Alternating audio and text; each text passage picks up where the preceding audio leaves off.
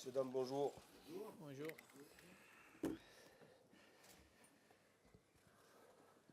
Ça.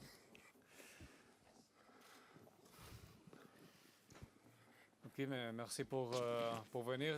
Quelques mots avant que votre question. Et bon, ça c'est la présentation du nouveau coach, Monsieur Christophe Galtier.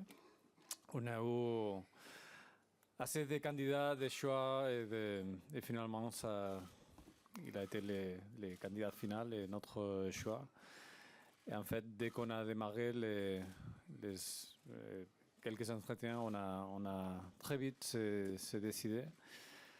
Et pourquoi Bon, parce qu'il est un très, très bon coach. Il a une vaste expérience dans la L1.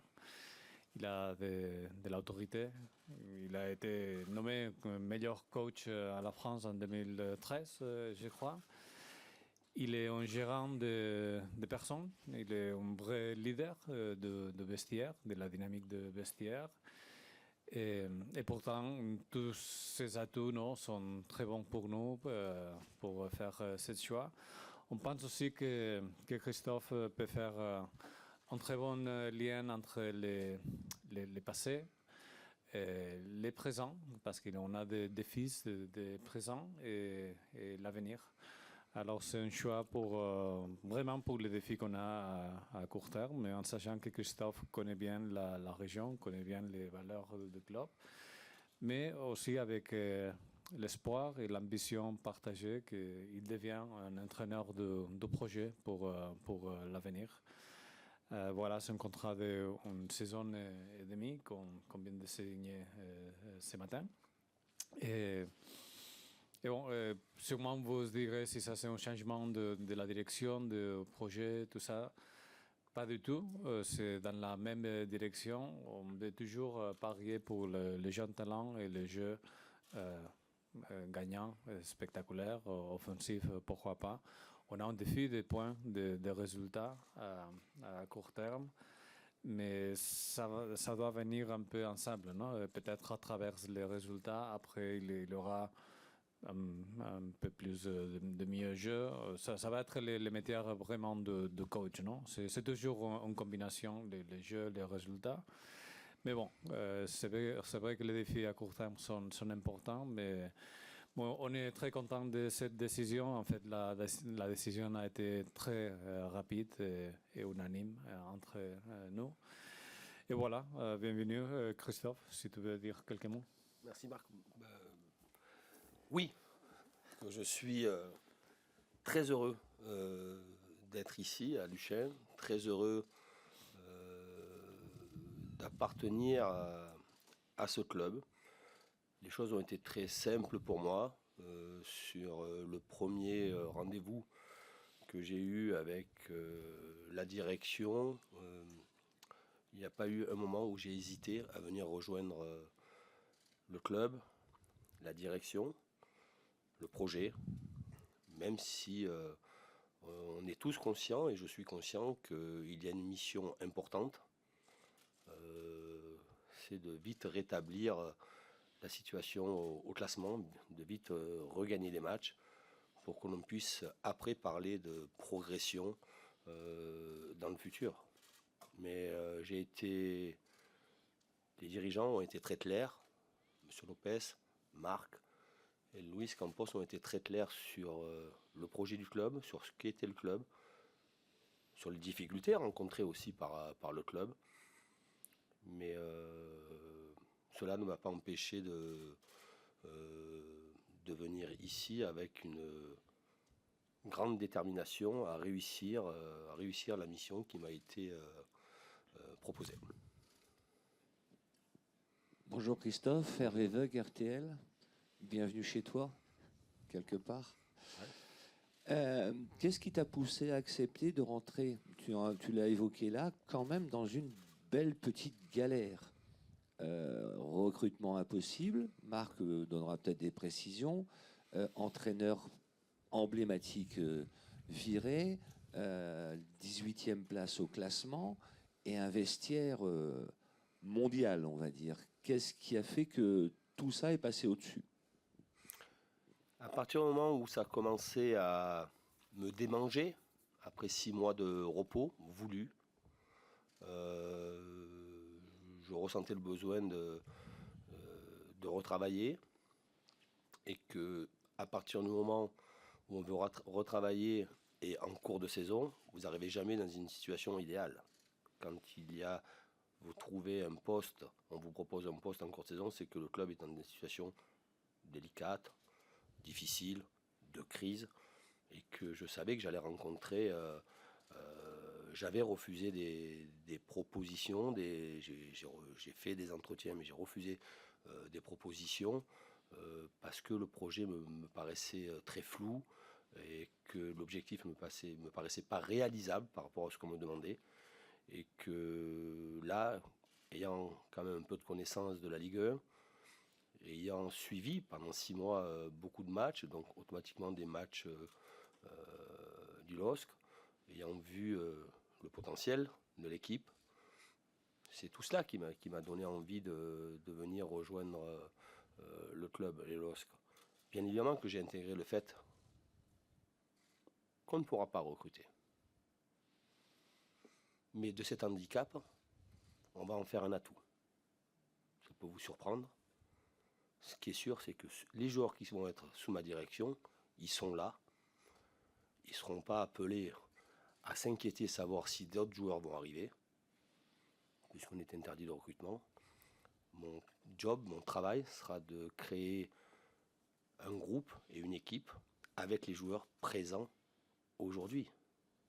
Au moins, les choses sont très claires. Et que je sais que nos concurrents, parce qu'on a des concurrents, on va être à la bataille, on va être à la bagarre, on va être à la lutte. Nos concurrents vont peut-être recruter. Des fois, vous recrutez, ce n'est pas des renforts. Moi, je connais les forces et les faiblesses de l'équipe, les forces et les faiblesses du groupe, je vais les découvrir rapidement, mais au moins les choses sont très claires. Voilà. Moi, je voudrais revenir à une question à vous, Marc Ingler. Vous êtes passé, le club a fait un virage à 180 degrés. Vous êtes passé d'un entraîneur, je vais dire, intellectuel, qui avait une vision du football, à un entraîneur qui est plutôt pragmatique. Qu'est-ce qui s'est passé chez vous, chez Gérard Lopez, chez Luis Campos, pour changer totalement d'option, d'entraîneur? Bon, je dirais que les projets restent dans les mêmes paramètres. C'est un projet de croissance, c'est un projet d'investissement en joueurs, c'est un projet de beaucoup plus d'engagement avec tous les supporters lillois. Alors c'est un projet assez multidimensionnel et c'est vraiment les coachs, c'est son pièce principale dans ce projet. Et c'est vrai que les changements, c'est assez profond, de 190 degrés, comme vous avez dit, parce qu'on a des défis à court terme, mais parce qu'on a pensé que peut-être ça c'est la meilleure recette pour les projets. Peut-être avec Christophe, on peut avoir un peu plus d'ancrage dans la région, mais aussi beaucoup plus de connaissances du foot français, de toutes les relations qu'il y a au foot français, de la dynamique de jeu de chaque équipe, de chaque rival contre nous. Et peut-être pour faire ce projet ambitieux, parce qu'on est totalement aligné dans l'ambition et le courage avec Christophe pour l'avenir. Mais c'est vrai qu'on a un défi à court terme. On pense qu'il peut gérer mieux ce défi à court terme, mais aussi on peut se bien aligner pour les défis ou l'ambition à long terme, non? Que c'est toujours de parier pour des jeunes talents, des talents émergents. Et bon, Christophe a démontré qu'il peut avoir des résultats, mais aussi qu'il peut faire de bons jeux. Non? Alors, on veut lui donner tous les atouts pour qu'il peut réussir à son job. Mais c'est vrai que dans l'image, c'est assez différent. Dans les projets, rien ne change pour nous. On a une direction. Mais c'est vrai que maintenant, Christophe il a un défi et je crois que c'est la meilleure personne pour ce défi. Et ensemble, on peut rêver de faire des choses ensemble pour le futur. On y croit. Bonjour Christophe, Jean Baumel d'RMC Sport. Alors, c'est sûr, pas de recrutement possible, mais est-ce qu'on t'a donné des garanties sur les départs éventuels? Est-ce que ce sera 1, 2, 3, voire plus de joueurs? Et concernant d'éventuels retours de prêt de joueurs qui sont déjà prêtés, je pense à Sheka, à Heider, pourquoi pas Motiba à Valenciennes, est-ce que là-dessus c'est bien clair ou pas? Très clair. Premièrement, je sais qu'on a la possibilité de faire revenir des joueurs sous forme de prêt, évidemment avec l'accord du club et du joueur, du club dans lequel il est prêté et du club. Je vais ouvrir un parenthèse que je vais fermer rapidement. Il n'y aura pas de bras de fer entre un entraîneur qui a un joueur qui nous appartient, et même si on peut avoir la volonté de vouloir récupérer un de ces joueurs que l'on a prêté, il n'y aura pas de bras de fer et les choses seront très claires entre à la fois le club, l'entraîneur d'en face. On sait où on veut aller de ce côté-là et ça sera fait avec beaucoup de respect, de correction et de fair play. Ça, c'est la première des choses. Ensuite, sur les garanties que l'on m'a données, parce que je n'ai rien demandé, on m'a dit simplement on a la possibilité de faire revenir des joueurs. Certains joueurs souhaitent venir nous rejoindre, des joueurs qui appartiennent au club. On va travailler dans ce sens-là. Et concernant les départs, il est très difficile, je trouve, et par expérience, que la direction du club donne des garanties sur un départ, deux. Non, on ne sait pas ce que va être le marché. On sait qu'on a besoin de nos forces vives en interne parce qu'on a besoin d'avoir une équipe compétitive pour aller chercher cet objectif-là. Mais que j'ai assez d'expérience et je suis assez tranquille avec Marc, avec M. Lopez, le président, avec Marc et avec Louis, sur le fait qu'ils vont faire le maximum pour qu'on ait l'équipe la plus compétitive possible. Une question pour vous, Christian Palka, France Bleu Nord. Vous êtes positionné rapidement sur le fait que vous étiez intéressé par le projet du LOSC, parce que naturellement on a compris que vous avez joué au LOSC, mais vous avez parlé aussi de l'intérêt de la région. Qu'est-ce que a pu vous laisser cette région comme bon souvenir apparemment en 3 années de professionnel au LOSC? Bon, il y a prescription, hein, il y a 30 ans. C'est une région très festive, très agréable. Les gens du Nord sont des gens avec qui j'ai partagé des moments importants. Je trouve les gens agréables, joyeux, ouverts. Et que j'ai été très heureux pendant 3 saisons ici. Très heureux.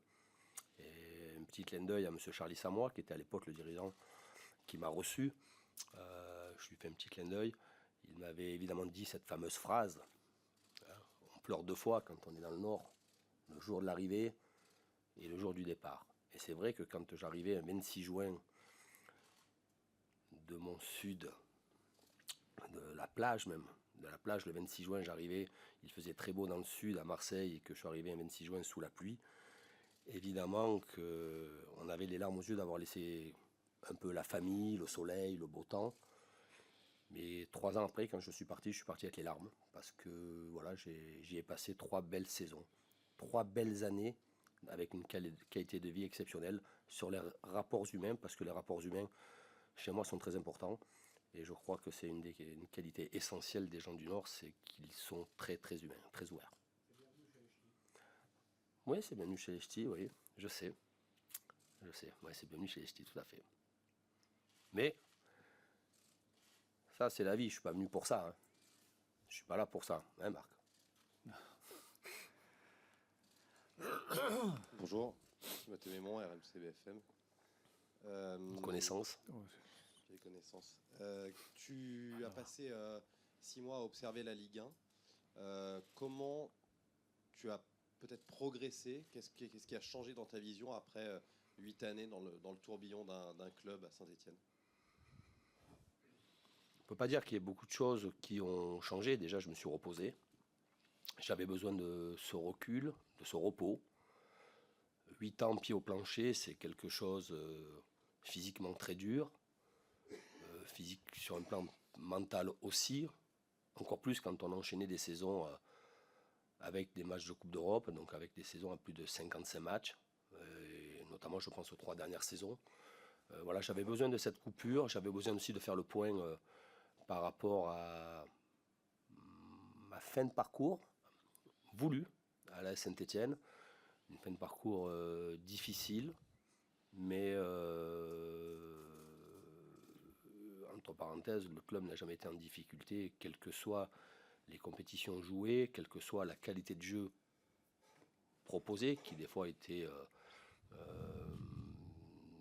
une qualité très très moyenne, mais le club n'a jamais été en danger, et ça j'en suis... c'est quelque chose que je retiens, mais que concernant l'évolution qu'il va y avoir, qu'il peut y avoir par rapport à ma façon de voir le jeu, par ma façon à construire l'équipe, je dispose d'un effectif et je m'adapterai à l'effectif que j'ai à ma disposition. Je sais que j'ai de bons joueurs, je sais que j'ai des joueurs qui ont un certain potentiel et que de toute façon, il faudra de toute façon s'améliorer dans tous les secteurs. Si je ne me trompe pas, je pense qu'on est à la 17e défense et la 17e attaque. Il faudra marquer beaucoup plus de buts et il faudra en prendre moins. Donc le travail, il est là.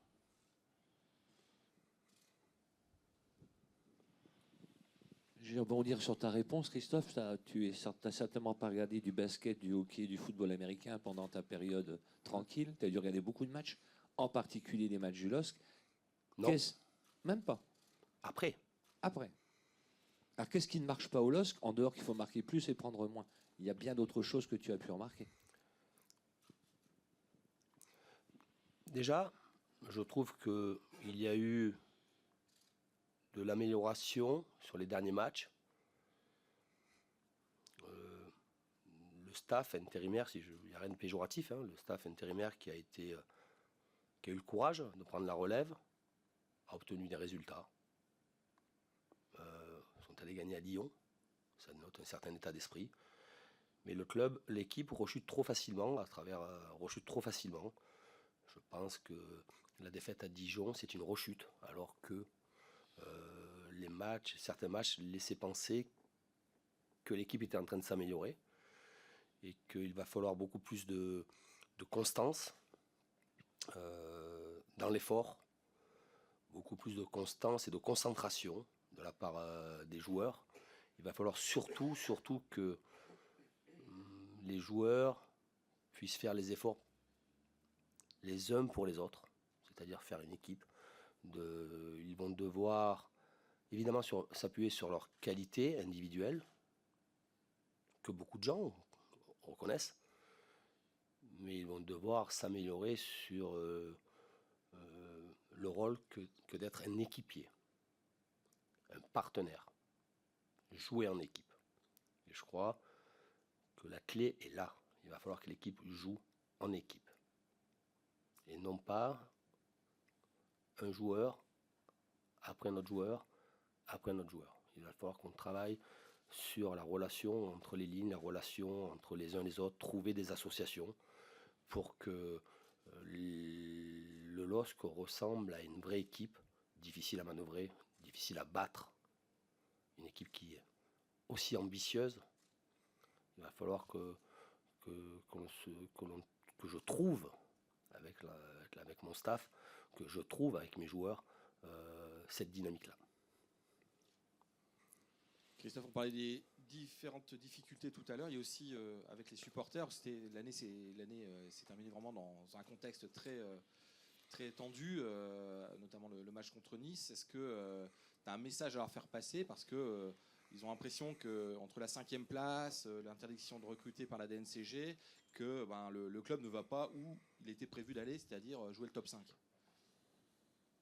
C'est un constat, c'est la vérité. Tous les supporters sont malheureux quand l'équipe ne gagne pas. Quel que soit le club, la région, le pays, c'est comme ça. Et nos supporters sont malheureux, ont manifesté leur colère, comme d'autres supporters ont manifesté aussi leur colère dans d'autres villes, dans d'autres clubs. Mais c'est la règle, il faut l'accepter. est-ce que j'ai à faire passer un message? Je crois que tout simplement, je ne vais rien leur demander. Je vais simplement on va faire en sorte, avec le staff, de monter une équipe qui ressemble à ce que doit être, ce que sont nos supporters ici. Le projet 5e place, on va le mettre entre parenthèses, on ne l'oublie pas. On va le mettre entre parenthèses. On va se forcer à aller à l'essentiel. L'essentiel, c'est faire en sorte de sortir vite de cette zone très inconfortable, cette zone très dangereuse. Et pour ça, il va falloir qu'on monte du caractère, du tempérament. Je crois que, j'en suis sûr, si on arrive à montrer du caractère et du tempérament, on va amener nos supporters avec nous. On ne va pas attendre, et c'est le mot que je dirais à mes joueurs, on ne va pas attendre que les supporters nous encouragent. Il faut faire en sorte qu'on les amène avec nous dans ce que va être cette aventure, entre guillemets, des 5 mois qui vont nous amener à la fin de la saison. Quand vous parlez des joueurs du LOSC, apparemment, d'après vous, d'après votre premier jugement, il y a du talent au LOSC dans les joueurs. Vous confirmez ce qu'a dit Marc Ingla, Gérard Lopez et Marcelo Bielsa depuis le début du championnat, en disant même que l'équipe de Lille était potentiellement une des meilleures de France. Moi, je dis, mais comment une des équipes les meilleures de France, des bons joueurs comme il y a à Lille, comment ils peuvent être 17e et se battre où ils sont? Comment c'est possible? Voilà, vous me parlez des propos tenus par le président, par Marc, par M. Bielsa. Il y a du potentiel. Il y a un fort potentiel. Ça, vous êtes sûr? Vous êtes sûr? Ah oui, je suis sûr. Oui, j'en suis sûr. Ensuite, il y a aussi à mettre les joueurs devant leurs responsabilités. Il serait trop facile, même si je suis toujours le premier défenseur de mes joueurs, il serait trop facile de dire c'était la faute avant. Non. Le constat est qu'aujourd'hui, on en est là, avec une défense comme ça et une attaque comme ça. Et qu'ils vont devoir être aussi devant leurs responsabilités. On va leur donner beaucoup d'attention, on va y passer beaucoup de temps, on va leur donner beaucoup d'amour, mais ils vont devoir, à un certain moment, rendre tout ce qu'on va leur donner. Et je sais tout ce qu'on peut leur donner, et s'ils nous rendent ce qu'on leur donne, on va faire une bonne deuxième partie de championnat. Mais je suis convaincu, et si je suis ici, c'est que je suis convaincu qu'il y a du potentiel. Mais il ne faut pas s'endormir sur cela, parce que si on ne reste que sur cela, ça sera une situation d'échec. Il va falloir maintenant prendre conscience de la situation. Ça, c'est mon rôle, c'est mon devoir, c'est mon obligation de leur faire prendre conscience de la situation et de leur faire comprendre ce qu'on doit mettre comme ingrédient pour se sortir de cette situation. Christophe, l'un des points d'accroche que nous avions eu avec ton prédécesseur était le fait de faire jouer Bissouma arrière droit, Thiago Maia arrière gauche, Pépé avant-centre, Malcuit on ne sait pas où, et il m'en manque un dans la liste que je trouverai. Mais enfin bon, tu vois un peu le principe. Tout ça était très compliqué pour nous. Est-ce que depuis les quelques jours là, tu as pu voir effectivement quel était le potentiel de l'équipe, mais surtout qui jouait où et qui pouvait t'apporter le plus? J'avais oublié, Amadou, défenseur central. Voilà. Très difficile à répondre à cette question, parce que il n'y a pas plus malheureux d'un entraîneur qui n'a pas réussi. Ce n'est pas moi, ici, qui vais revenir sur le passé et sur ce qui s'est passé et sur la situation. Simplement, je pense que les joueurs ont besoin de repères, ont besoin de clarté dans le projet et de repères. Et le joueur est efficace quand il est efficace, il est en confiance, quand il joue dans sa partition, tout simplement. Voilà.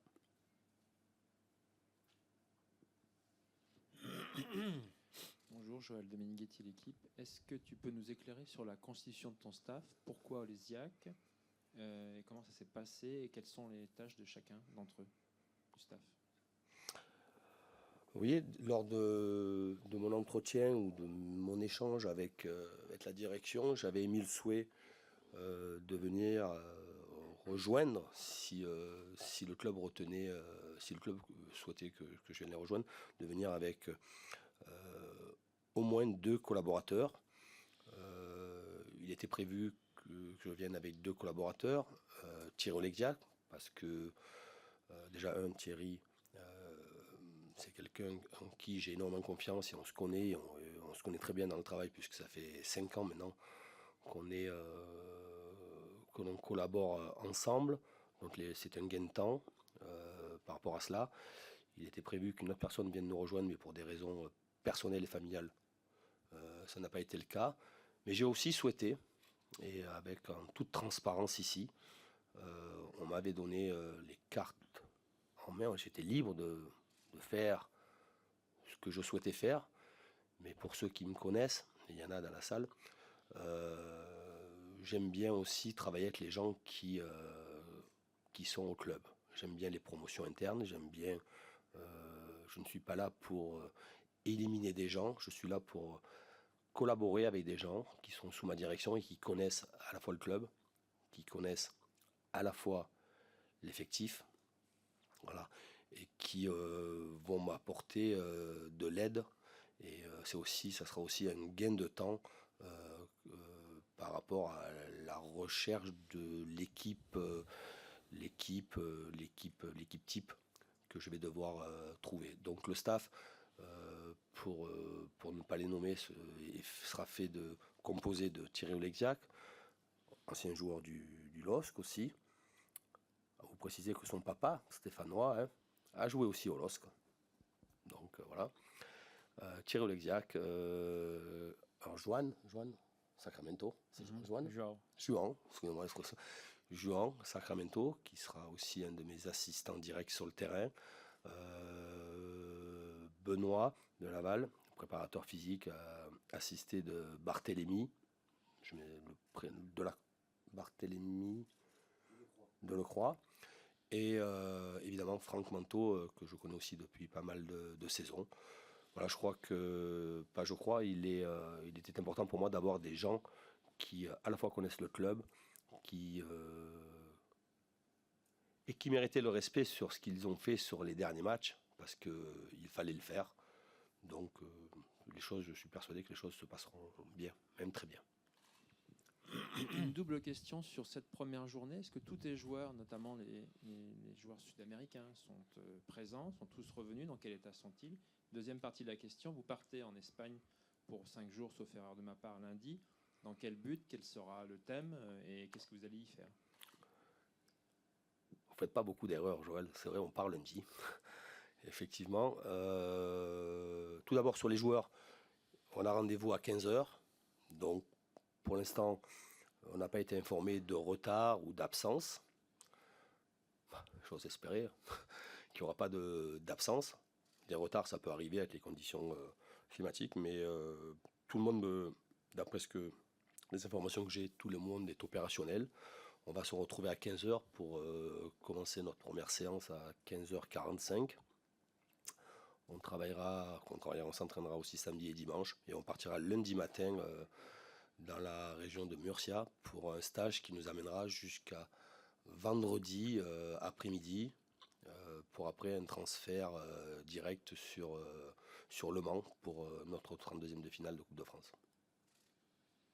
Le stage, la raison du stage, bien évidemment, tout le monde, vous le savez très bien, c'est de passer du temps avec les uns et les autres. J'ai besoin de beaucoup d'entretien, beaucoup d'échanges avec les joueurs. J'ai aussi besoin de beaucoup de temps, même s'il est compté, mais beaucoup de temps sur le terrain, et que j'ai estimé, mais en accord aussi avec la direction, qui a répondu de suite très favorablement à cela, à ma demande. J'ai besoin de temps sur le terrain, et que j'ose espérer que dans la région dans laquelle on va aller, on aura la possibilité de pouvoir s'entraîner deux fois par jour, parce que voilà, j'ai besoin de séances d'entraînement avec le groupe pour vite être Je ne sais pas si on sera à un niveau maximal, mais que voilà, qu'on améliore les choses et qu'on prenne vite le pli et que je puisse passer aussi du temps en dehors des séances, à la fois avec mon staff, mais aussi avec les joueurs. Christophe, l'une des qualités des équipes qui réussissent le plus, c'est qu'elles se parlent, et si possible la même langue. Comment vas-tu résoudre le problème de cette diversité de langues qui existe dans l'équipe et qui n'a pas parfois des réflexes sur une parole parce que le mot ne vient pas pour quelque chose qui est dangereux souvent? Comment faire, et est-ce que ça va être une de tes tâches ou est-ce que c'est toi qui vas t'adapter aux Sud-Américains? Alors j'avais lu dans les médias, que le profil recherché par le club était un entraîneur qui puisse parler l'espagnol, le portugais par rapport à l'effectif. Moi, la première chose que j'ai fait quand je suis arrivé dans mon entretien, j'ai parlé espagnol, portugais, anglais, italien. Et finalement, on m'a dit non, c'est pas nécessaire. Non, là, je plaisante, c'est pas vrai. Je parle pas toutes ces langues.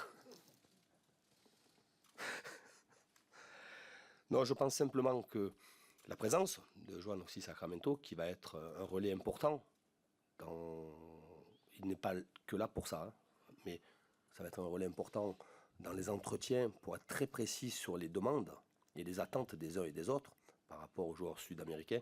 Bien évidemment que Joan sera très important aussi là-dedans. Il n'en reste pas moins que je pense tout simplement que le football est un langage international et qu'il suffit d'une gestuelle, il suffit d'un regard, il suffit d'une attitude pour que l'on puisse se comprendre et que, bien évidemment, je vais demander aux joueurs d'échanger, d'avoir des relations fortes entre eux. Et bien évidemment que je vais demander à nos Sud-Américains d'aller un peu plus vite dans l'apprentissage de notre langue. Mais ça, c'est quelque chose de normal. On ne peut pas demander à de jeunes joueurs qui arrivent de notre pays en 3-4 mois comme ça de maîtriser le français. Il n'en reste pas moins que je m'adresserai collectivement en français. S'il faut sortir quelques mots d'anglais, je sortirai quelques mots d'anglais, mais qu'après, dans les entretiens individuels, je m'appuierai sur Joan, sur les échanges que j'aurai avec les joueurs. Mais il ne faut pas... Depuis un moment, on dit du LOSC que c'est une équipe cosmopolite avec beaucoup de nationalités. On dit depuis un moment, à juste titre, hein, on dit aussi depuis un moment que c'est une équipe jeune. Et je crois qu'on disait que c'est l'équipe la plus jeune des 5 champions. D'accord ? C'est vrai, c'est un fait. On va faire en sorte que cette jeunesse devienne un atout aussi. On va faire en sorte que la jeunesse devienne un atout. Alors on parle sur le bilan, tout le monde, évidemment, on dit ils sont jeunes, ils n'ont pas d'expérience, ils n'ont pas de maîtrise. Les jeunes, ça manque de concentration. Les jeunes, une fois c'est bien, une fois c'est pas bien, une fois c'est bien, une fois c'est pas bien. Quand on est jeune, on fait des bêtises. En dehors du terrain, le soir. Oui, on a tous été jeunes. Qui n'a jamais fait de bêtises, qui n'a jamais fait... Voilà. Il n'en reste pas moins que quand on est jeune, on a la santé. On a la santé, on est capable de répéter les efforts. La santé est capable de répéter les efforts. Et je veux que cette équipe-là montre toute la santé qu'elle peut avoir avec la jeunesse de cet effectif-là. Christophe, lors de ta dernière expérience, tu as pris un club dans une situation similaire et tu t'y inscris pendant 8 ans. Là, tu signes un contrat d'1 an et demi. Est-ce que tu te vois malgré tout sur la durée dans ce grand, vaste projet du LOSC qui a été présenté maintes fois? Est-ce que tu te vois sur le long terme? C'est très difficile à répondre. J'ai été très heureux. De rester 8 ans dans le même club. C'était même la seule fois où j'ai eu ce sentiment de fierté, c'est d'être resté si longtemps dans un club, parce que c'est difficile. Je l'ai quitté, on s'est quitté parce qu'il fallait que ça s'arrête à un certain moment. J'arrive ici pour donc 18 mois. On verra avec le temps. Vous savez, quand j'ai démarré à Saint-Étienne, et Timothée, vous y étiez, il n'était pas du tout écrit que j'y reste 15 jours ou 3 semaines. Ça a duré très longtemps. Là, avec la direction, on est tombé d'accord très rapidement sur un contrat de 18 mois. Je dis bien très rapidement. Je dirais même quasiment sans négociation. Voilà. Et que j'y resterai tant qu'on souhaitera souhaitera que je sois ici et que je me sente bien. Voilà, j'ai besoin de bien me sentir. Je suis quelqu'un qui donne beaucoup d'importance aux relations humaines. Je sais que ici les relations humaines sont importantes. Il y a un vrai projet, un vaste projet, mais ça c'est pour plus tard. On va aller à l'essentiel et à l'objectif qui est à court terme et à très court terme, de sortir de cette situation plus que délicate. Je mets plein de questions, Christophe. J'imagine que tu n'es pas venu qu'avec ton parka et ton opinel. Pas par rapport au temps, mais surtout parce qu'il y a un règlement intérieur qu'il faudrait peut-être mettre en place pour les joueurs. Il y en a un. Il existe. Le tien. Ou ce sont mes règles de vie. Pardon ? Ça devient mes règles de vie. Voilà. Donc, le club n'a pas attendu que j'arrive pour établir un règlement intérieur. Visiblement, il y avait un peu de... Ça, c'est autre chose. De laisser aller, pour certains, hein, pas pour tous, dans ce vestiaire où chacun en prenait à son aise. Donc là, ça va être clair, net, précis. Avec toi et ton staff, ça sera comme ça et pas autrement. C'est ce que je disais, c'est le défaut de la jeunesse. Quand on est jeune, on est inconscient, insouciant, on se sent en pleine forme, donc on peut penser qu'on peut se permettre de faire des choses avant l'avant-veille d'un match. Voilà. J'ose espérer qu'on ne m'a pas pris pour faire la police. Et que je vais demander aux joueurs de faire la police eux-mêmes, entre eux. Je vais établir de manière simple, précise, je ne vais rien inventer, on ne va rien inventer. On va établir des règles de vie. J'aime bien définir un cadre de travail. J'aime bien définir un cadre de travail. Mais dans ce cadre-là, une fois que c'est défini, évidemment qu'on ne peut pas sortir des limites. On ne peut pas être hors limite. Mais qu'à l'intérieur, je veux que les joueurs soient libres, et qu'ils soient heureux d'être entre eux. Je veux des sourires, je veux de la joie. On fait le plus beau métier du monde. Certes, on a des responsabilités, bien évidemment. Donc, évidemment que je serai intransigeant dans les règles de vie que nous allons mettre en place. Il n'en reste pas moins que quand on est jeune, on fait des bêtises et qu'il faut savoir accepter que l'on fasse des bêtises. Ce que je n'accepterai pas, c'est que les bêtises soient renouvelées. Voilà. Dans cette continuité-là, j'imagine que Kevin Malcuit, que tu as connu et qui connaît tes principes, va être celui à qui tous les joueurs vont aller voir pour lui demander comment il fonctionne.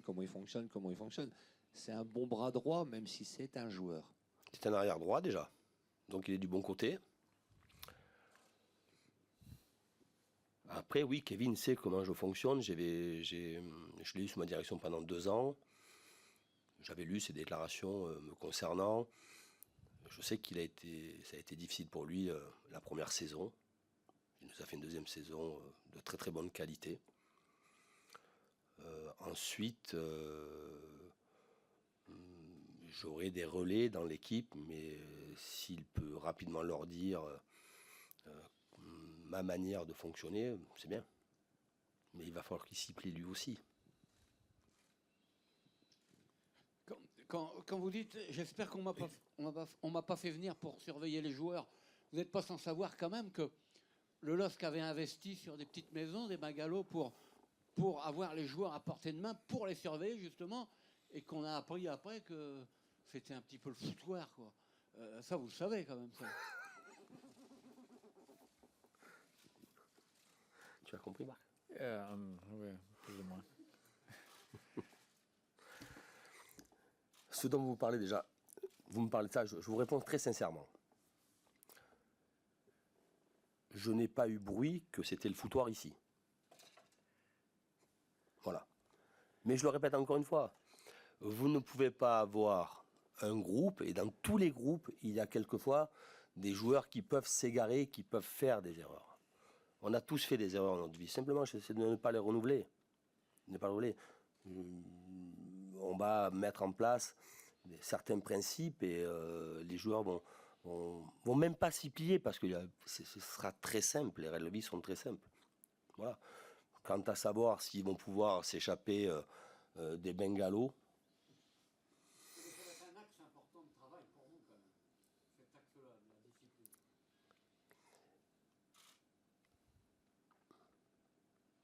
pour qu'une équipe soit disciplinée sur le terrain, elle doit être disciplinée en dehors. Ça, c'est vrai. Je pense que par le passé, j'ai toujours eu des équipes disciplinées. Voilà. Une question pour Marc concernant donc l'interdiction de recruter de la DNCG. Donc on a bien compris que vous n'avez pas faire appel puisque votre entraîneur sait qu'il va pas pouvoir recruter. Pourquoi vous ne faites pas appel? Est-ce que ça donne le sentiment d'un mauvais signe, c'est-à-dire que vous ne pouvez pas répondre aux demandes de la DNCG dans les prochains jours? Oui, c'est une bonne question. On a décidé de faire pas l'appel parce qu'on avait en route que c'était aller à la FEDE, à la Fédération française de foot, et aller à la DNCG de là-bas. Mais on a compris que normalement les entretiens sont encore plus exigeants, plus durs. Et comme on a vu, on a été surpris pour la décision de la DNCG après tous les moyens qu'on a apportés, toutes les garanties. Et si on devait aller pour une route beaucoup plus difficile et incerte, avec des autres probabilités d'être pas heureux, on a décidé d'avoir pas cet échec éventuel. Et par contre, on est confiant avec l'équipe, avec tous les éléments de l'équipe, tous les joueurs, peut-être avec un défi d'être plus une équipe, mais aussi avec le bon maîtrisage de Christophe. Et en fait, on ne l'a pas recruté pour ses capacités de gendarmerie, mais pour ses qualités de faire bien travailler une équipe ensemble et trouver ou faire avoir toutes les qualités des joueurs. Et voilà, ça c'est la situation. Et pourtant, le club va continuer à travailler avec normalité. Et il y aura une nouvelle séance avec la DNCG régulière. Je crois que ça doit être en avril ou mai. Et voilà, on va continuer à bosser sans aucun problème. Marc, si vous n'avez pas fait appel, c'est parce que vous n'avez pas les moyens de répondre financièrement à ce que vous a demandé la DNCG, si vous aviez eu a priori. La DNCG on demandé assez de sujets assez techniques que aussi qu'on n'y arrive pas pour la partie temporelle aussi, à arriver à solutionner tous les sujets. Et on pense que les garanties sont suffisantes pour continuer le projet avec normalité, comme on va le faire, de facto. Et pourtant, on a eu un décalage avec les exigences, très exigeantes, et notre apport, non? Qui était très puissant. De temps en temps, j'ai fait une petite, pas une blague, non, mais en 2003, quand on a pris le Barça comme des dirigeants, c'était une situation très mauvaise économiquement et sportivement. Et on n'avait pas assez des atouts sportifs. Et on a signé Ronaldinho. Peut-être avec un DNCG à l'Espagne, j'aurais pas pu signer Ronaldinho. Alors, peut-être c'est pas comparable, mais c'est un peu pour illustrer, non, les types d'atouts et des garanties qu'on a menés pour bien gérer les clubs et les non.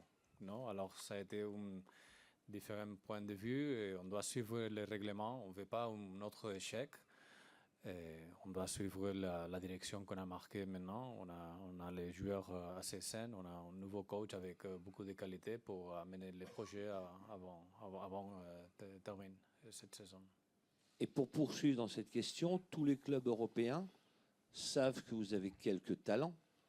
Soumaoro, Amadou, Thiago Mendes. Est-ce que vous n'avez pas le sentiment qu'ils vont essayer de venir les chercher le moins cher possible? Ou est-ce que vous avez la capacité à dire non? Oui, on a la capacité, on n'est pas obligé à vendre, on a des moyens, on a assez de relations et de moyens puissants pour amener ce projet de croissance et d'investissement net qu'on est en train de faire. On venait d'une hyper accélération. C'est vrai que maintenant on a un peu de retard dans le momentum. C'est pas d'hyper accélération. On doit arrêter pour la partie achat, même si on va essayer de récupérer quelques prêts. Et pour la partie des offres et tout ça, écoute, on va toujours écouter, ça c'est normal. Mais la dernière chose qu'on va faire va être d'affaiblir le projet sportif. Une question pour Monsieur Ingla. Pourquoi avez-vous mandaté un agent anglais pour vendre de vos joueurs? Ce que les agents des joueurs vous ont reproché. Je parle à Monsieur Soumaoro, Amadou, Amanda, Monsieur, je crois que c'est Monsieur Willy Mackay pour ne pas le nommer. Écoute, mandater, c'est une activité normale des clubs, surtout quand il y a des fenêtres de mercato. Pour nous, c'est parce qu'il y a toujours des questions sur la qualité des joueurs et tout ça. Et pour nous, avoir des offres qui prouvent la valeur ajoutée de l'investissement qu'on a fait, c'est toujours positif. Il y a des agents qui sont plus puissants que des autres, qui ont des relations plus puissantes. Et pourtant, on est toujours dans les marchés, on écoute les marchés. Et de temps en temps, tu dois faire quelques mandats pour avoir ce type d'offre dans la table, en papier, avec des montants. Parce que ça, c'est aussi une aide quand tu parles avec des entités comme l'autorité financière, non, de foot français. De temps en temps, ils se disent non, ce joueur, ça ne vaut pas ça, non. Alors, si tu as un papier, c'est différent, les dialogues, non. Ils se demandent toujours des garanties, des preuves, des papiers. Alors, il faut être au marché avec. Mais ça ne prouve pas que vous ne voulez pas vendre. Vous venez de nous dire que vous n'êtes pas vendeur, vous faites un mandat, un agent. Oui, ça ne veut pas dire que je suis vendeur. Ça ne veut pas dire que je suis vendeur. Une autre chose, c'est que je viens de recevoir des offres qui valorisent mes joueurs. Parce que ça m'aide à gérer bien les clubs et avoir une interlocution propre et substantiée avec les autorités financières, par exemple. Non, ça ne veut pas dire que je suis vendeur. Mais les agents ne l'ont pas Mais après, les joueurs ne l'ont pas bien pris. ça dépend de l'agent. Parce que les agents, ils sont des agents de joueurs, ils se prennent une commission peut-être de salaire. Ça ne veut pas dire qu'ils doivent être un agent du club pour un transfert éventuel. Et si ça embête quelques agents, c'est leur problème parce que je dois gérer mon club. Marc Inglois, c'est une question pour vous. Est-ce qu'en prenant comme entraîneur Christophe Galtier, c'est pas une façon pour vous de rassurer un peu tout le monde en disant vous voyez, on croit au projet, on investit, parce que Christophe Galtier, c'est quand même un investissement. Oui, c'est un investissement, mais oui, mais non. Mais c'est pas pour faire le plaisir ou pour. Oui, mais c'est pas parce qu'on y croit. Et la unique façon de rassurer les supporters et à nous-mêmes, c'est d'avoir des résultats, de faire de bon travail et résultats, et match à match. Non, on n'est pas ici pour faire les feux d'artifice, on est pour la compétition et les résultats.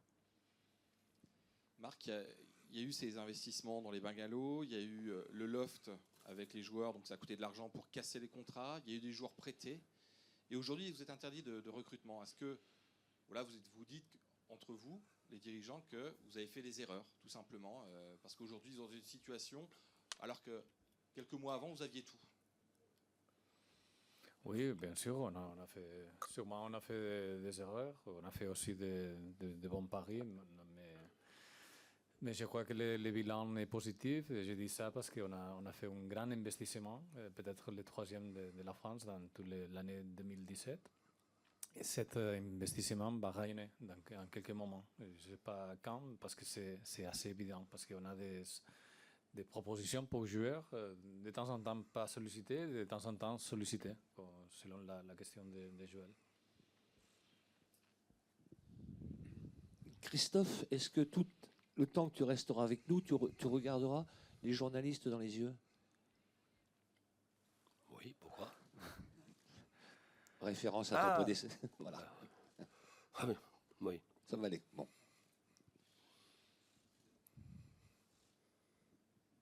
Christophe, le dernier entraîneur lillois qui a été joueur à Lille, vous voyez de qui je veux parler, a eu quand même des très bons résultats ici à Lille. On était voisins. Est-ce que vous y pensez un petit peu à ça? Là, vous êtes venu pour 18 mois, mais est-ce que... Non, mais je sais de qui vous parlez. Vous parlez de Rudy, avec qui on a joué ensemble avec Rudy, sous ce même maillot. On est voisins, dans le sud. C'est quelqu'un que j'apprécie, qui a beaucoup de qualités, qui a eu une très très très belle réussite ici. Voilà. Est-ce qu'on aura cette réussite-là? Je ne sais pas. Mais je ne suis pas là à aller chercher... voilà, je sais de qui vous parlez. Ah ouais. Si jamais on avait cette réussite-là, ça serait parfait. Ouais. Ça serait parfait. Mais bon, je ne suis pas un rêveur non plus. Aujourd'hui, les concurrents ne sont plus les mêmes. Et les clubs et ceux qui sont à la lutte pour le titre, ce sont aujourd'hui des puissances énormes. Mais ceci dit, quand je vous dis ça, je réfléchis. À l'époque, on ne s'attendait pas à voir le LOSC aussi capable d'être champion et de gagner une Coupe de France. Donc ça, c'est un exploit. Est-ce qu'on sera capable de refaire des exploits? Je ne sais pas. On verra bien.